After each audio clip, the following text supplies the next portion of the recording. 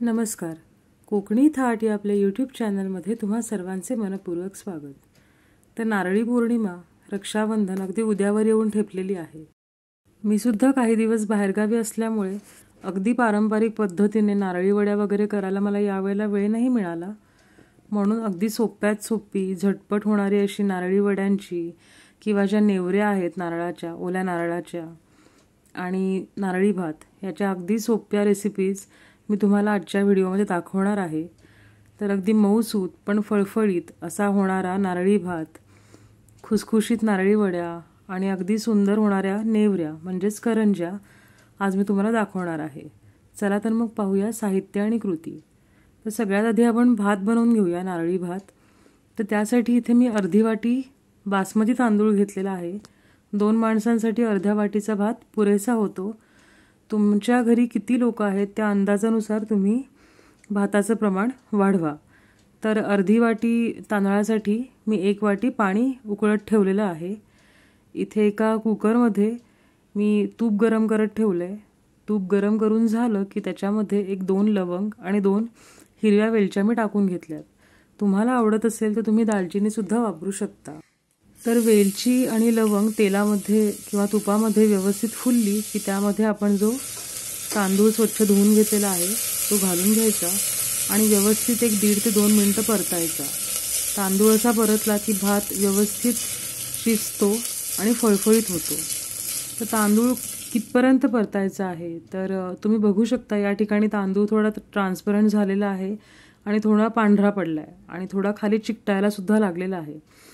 तर असा तांदूळ जेव्हा आपण परततो त्यावेळेस समजायचं की आपला तांदूळ अगदी व्यवस्थित परतून झालेला आहे. आता तांदूळ परतून झाल्यावर आपण त्यात जे उकळलेलं पाणी घेतलेलं आहे ते घालून घ्यायचं आणि व्यवस्थित एकजीव करून घ्यायचं. या ठिकाणी तुम्हाला जर आवडत असेल तर चिमूटभर मीठ देखील तुम्ही घालू शकता किंवा कलरसुद्धा घातलेला चालेल. मी इथे थोडं केसर घालून घेते, याच्यामुळे वास आणि रंगसुद्धा सुरेख येतो. तर हे सगळं एकजीव करून झालं की कुकरला झाकण लावून 2 शिट्ट्या काढून घ्यायच्या आहेत. 2 शिट्ट्यांमध्ये भात व्यवस्थित शिजतो आणि फळफळीसुद्धा होतो, जितका होत नाही. आणि कुकर थंड होऊ द्यायचा. कुकर थंड होऊन झाल्यानंतर तुम्ही बघू शकता इथे आपला भात व्यवस्थित फळफळीत झालेला आहे आणि व्यवस्थित शिजलासुद्धा आहे. तर आत्ता आपण पुढच्या रेसिपीकडे वळूया. तर त्यासाठी मी इथे खोबरं घेतलं आहे.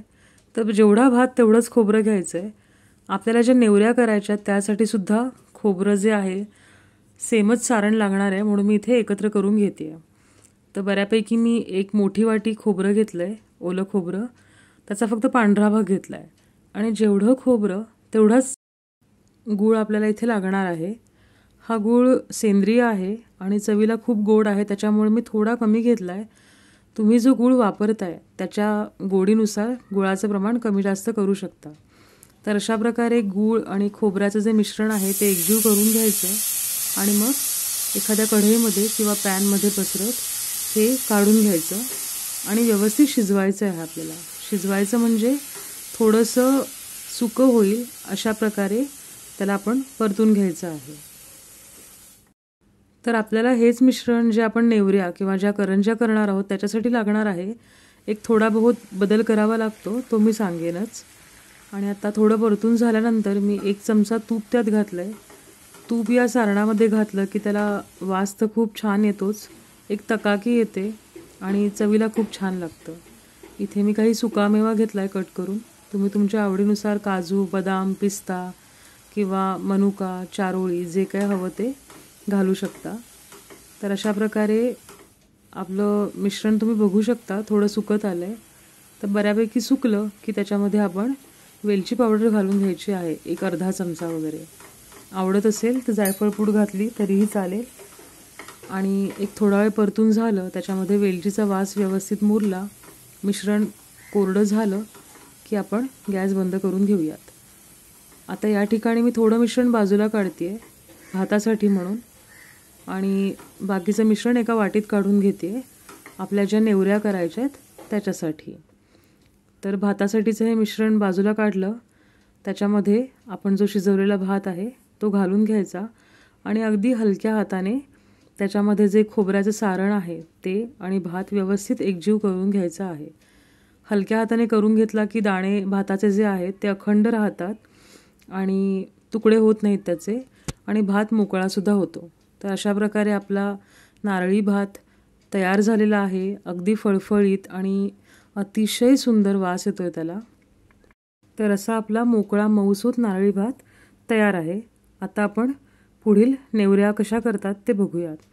तर त्यासाठी मी इथे अर्धी वाटी मैदा घेतला आहे आणि त्यामध्ये मी 2 चमचे बारीक रवा घालून घेते. तर प्रॉपर प्रमाण सांगायचं म्हणजे 1 वाटी मैद्यासाठी पाव वाटी रवा आपल्याला लागणार आहे. आणि या अर्धी वाटी प्रमाणासाठी मी इथे 1 टेबलस्पून मोहन घातलं आहे मी तुपाचं, पण कडकडीत मोहन नाही घातलं आहे, कोमट आहे.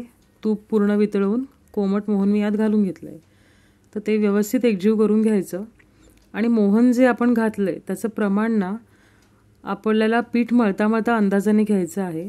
तर आधी व्हिडिओमध्ये दाखवते त्याप्रमाणे व्यवस्थितपणे दोन्ही हाताने कुस्करून किंवा जे तूप आपण घातलं आहे ते व्यवस्थित सगळ्या पिठामध्ये मिक्स करून आपल्याला घ्यायचं आहे. त्यात मी थोडं चवीसाठी मीठ टाकते आहे. मीठ टाकून झालं की सगळं हे मिश्रण एकजीव करून घ्यायचं, मैदा, मोहन, रवा जे आहे त्याचं, आणि अशी मूठ करून बघायची. जर मैदा आहे तो मुठीच्या आकाराप्रमाणे वळला गेला तर समजायचं की आपण व्यवस्थित मोहन घातलेलं आहे. या ठिकाणी जर एकसंध नाही बांधलं गेलं तर थोडं मोहन अजून टाकलं तरी चालेल, पण मोहन जास्त नाही घालायचं, नाहीतर मग करंज्या किंवा ज्या नेवऱ्या करतोय तर तेल जास्त खेचून घेतील तळताना. आणि मग आपण थोडं थोडं पाणी ॲड करत पीठ मळून घ्यायचं आहे. पीठ मळताना सुद्धा पीठ घट्ट मळायचं आहे. आपल्याला पीठ अजिबात सैल मळायचं नाही आहे. जसं आपण पोळीसाठी पीठ मळतो त्याच्यापेक्षाही थोडं घट्ट हवं. पीठ मळून झालं की अर्धा ते पाऊण तास मुरत ठेवायचं. अर्धा ते पाऊण तासानंतर पीठ मुरलं की 5 ते 7 मिनटं व्यवस्थित मळून घ्यायचं आहे आपल्याला पीठ. तर अशा प्रकारे 5 ते 7 मिनटं पीठ व्यवस्थित मळून घेतलं की नंतर त्याचे 2 समभागात गोळे करून घ्यायचे आहेत. तर मी गोळे यासाठी करून घेते की त्याची पोळी लाटून मग त्याच्या करंज्या व्यवस्थित आपल्याला करता येतील. तर पोळीपेक्षा थोडासा मोठा गोळा मी इथे घेतलेला आहे आणि पीठ वगैरे काही न लावता, अगदीच वाटलं तर तेलाचा हात लावू शकतो, पण पीठ न लावता ही आपण पोळीप्रमाणे लाटून घ्यायची आहे. अति जाड नाही आणि अति पातळसुद्धा नाही. तर अशा प्रकारे तुम्ही बघू शकता एवढ्या जाडीची ही पोळी लाटून घेतलेली आहे. आणि आत्ता एक काठ असलेलं झाकण किंवा वाटी घेऊन आपण त्याच्या पुरीसारखे छोटे शेप करून घेऊयात, म्हणजे सगळ्या करंज्या व्यवस्थित एकाच मापाच्या होतील. आणि हे जे सारण आपण सुरुवातीला केलं होतं, गूळ, खोबरं, वेलची पावडर, त्याच्यामध्ये मी थोडी भाजलेली खसखस घातली. तुम्हाला आवडत असेल तर तुम्ही खवासुद्धा याच्यामध्ये ॲड करू शकता. तर आता आपण नेवऱ्या करायला घेऊयात. तर त्यासाठी मी जी छोटी पुरीसारखी लाटली होती ती घेतली आहे आणि त्यामध्ये एखादा चमचा सारण भरायचं आणि व्हिडिओमध्ये दाखवल्याप्रमाणे त्याला व्यवस्थित मुरड घालून घ्यायची. तर खूप वेळेला करंज्या किंवा या नेवऱ्या का करतात, तर मोदक केले की नेवरी ही ठेवावी लागते त्यांची बहीण असं म्हणतात, म्हणून रक्षाबंधनला सुद्धा या नेवऱ्या केल्या जातात. तर व्हिडिओमध्ये दाखवल्याप्रमाणे 2 बोटाच्या चिमटीमध्ये पीठ धरून ते थोडंसं प्रेशर देऊन दाबलं की जे बाहेर येतं पीठ ते अंगठ्याने आत ढकलल्यावर जी डिझाईन तयार होते तिला मुरड घालणं म्हणतात. हीच प्रोसेस पुढे करत जायची, जवळजवळ मुरड घालायची, म्हणजे तिला डिझाईन खूप छान येते, नक्षीदार असं छान वाटतं. तर अशाच प्रकारे आपण बाकीच्या नेवऱ्यासुद्धा मुरड घालून घेऊयात त्याला. तोपर्यंत मी एका साईडला तेलसुद्धा तापायला ठेवलेलं आहे. आणि तेल आपल्याला अति गरम नाही करायचं आहे. बेताचं गरम झालं तेल की त्याच्यामध्ये ज्या आपण नेवऱ्या केलेल्या आहेत त्या सोडून घ्यायच्या आणि अगदी मंद गॅसवरती रंग बदलेपर्यंत तळून घ्यायच्या आहेत. तर अशा प्रकारे नेवऱ्या तळल्या गेल्या की खुसखुशीत होतात आणि एक 4 ते 5 दिवस आरामात टिकतात आणि चवीला तर उत्कृष्ट लागतातच. तर व्हिडिओमध्ये दाखवल्याप्रमाणे ढवळत राहायच्या आणि दोन्ही बाजूने व्यवस्थित शेकवून घ्यायच्या आहेत. 1-2 मिनिटांनंतर तुम्ही बघू शकता की त्यांचा रंगसुद्धा पालटलेला आहे. अशा प्रकारच्या रंगाच्या झाल्या की आपण ह्या तेलातून काढून घेऊयात आणि ज्या बाकीच्या करंज्या किंवा नेवऱ्या केल्या आहेत त्या तळून घेऊयात. मंद गॅसवर भाजल्यामुळे त्या सगळीकडून व्यवस्थित शेकल्या जातात आणि तुम्ही बघू शकता की अतिशय सुंदर खुसखुशीत अशा झालेल्या आहेत. आतूनसुद्धा व्यवस्थित शेकलेल्या आहेत. आता आपण सगळ्यात झटपट होणारी अशी नारळी वडी बघूया. अगदी 2 मिनिटात होते. त्यासाठी पूर्वतयारी म्हणून मी इथे फक्त ताटामध्ये एक बटर पेपर घेतला आहे. थोडे ड्रायफ्रूट्स लागणार आहेत. तुम्ही तुमच्या आवडीनुसार कुठले हवे ते घेऊ शकता. इथे मी काजू, बदाम आणि पिस्ते घेतलेले आहेत. आता इथे एका नॉनस्टिक कढईमध्ये मी 400 ग्रॅम कंडेन्स्ड मिल्क घेतलं आहे. अमूलचं मिठाई मीठ जे येतं ते 400 ग्रॅम इथे घेतलेलं आहे. आणि मिठाई मीठ वापरते किंवा कंडेन्स्ड मिल्क वापरते त्याच्यामुळे साखर किंवा एकतारी पाक वगैरे करण्याची काही झंझट नाही आहे. आणि इथे डेसिकेटेड कोकोनट घेतलेलं आहे मी. हे 250 ग्रॅम घेतलं आहे. कमी जास्त कसं लागेल ते आपण नंतर ठरवू शकतो.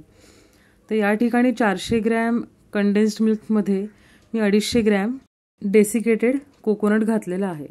गरज वाटली तर नंतर आपण ॲड करू शकतो. हे फक्त आपल्याला मंद गॅसवरती एकत्र करून घ्यायचं आहे आणि 1 ते 2 मिनिटं परतायचं आहे. मिश्रण अति पातळ वाटत असेल तर सुकेपर्यंत परता आणि अति सुकं झालं असेल तर एखाद दुसरा टेबलस्पून ह्याच्यामध्ये दूध ॲड करून व्यवस्थित एकजीव करून घ्या. तर इथे कढईमध्येच दाबून बघितल्यानंतर तुम्ही बघू शकता की याच्या वड्या पडण्याइतपत हे व्यवस्थित झालेलं आहे. आता जो आपण बटर पेपर घेतला आहे त्यावर हे मिश्रण घालून थापून घेऊया. याच स्पूनने नुसतं प्रेशर दिलं तरी थापलं जातं.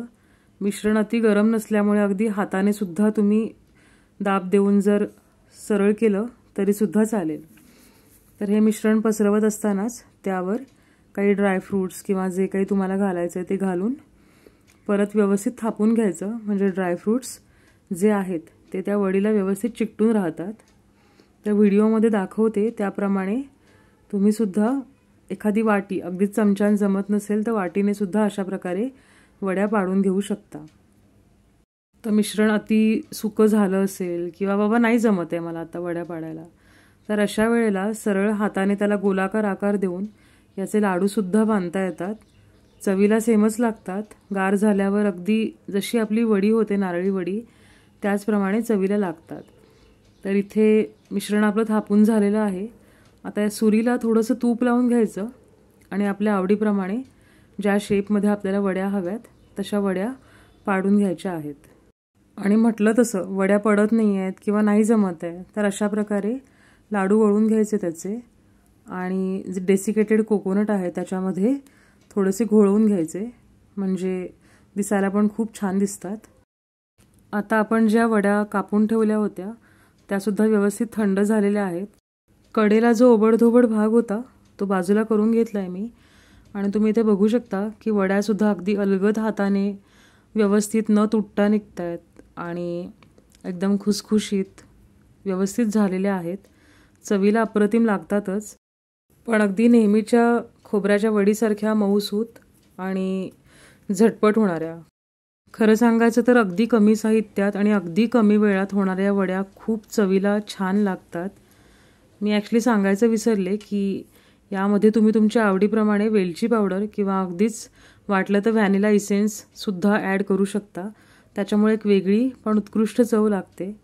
तर अशा प्रकारे अगदी झटपट होणाऱ्या आपल्या नारळी वड्या, तेच मिक्सर वापरून केलेले नारळाचे लाडू, अगदी सोप्पा होणारा मऊसूत आणि मोकळा असा नारळी भात आणि खुसखुशीत अशा होणाऱ्या ओल्या नारळाच्या नेवऱ्या तयार आहेत.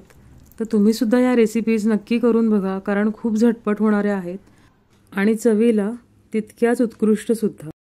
रेसिपीज आवडल्या असतील तर आपल्या व्हिडिओला नक्की लाईक करा आणि आपल्या कोकणी थाट या यूट्यूब चॅनलला नक्की सबस्क्राईब करा. तुम्हा सर्वांना कोकणी थाटतर्फे रक्षाबंधन आणि नारळी पौर्णिमेच्या खूप खूप शुभेच्छा. धन्यवाद.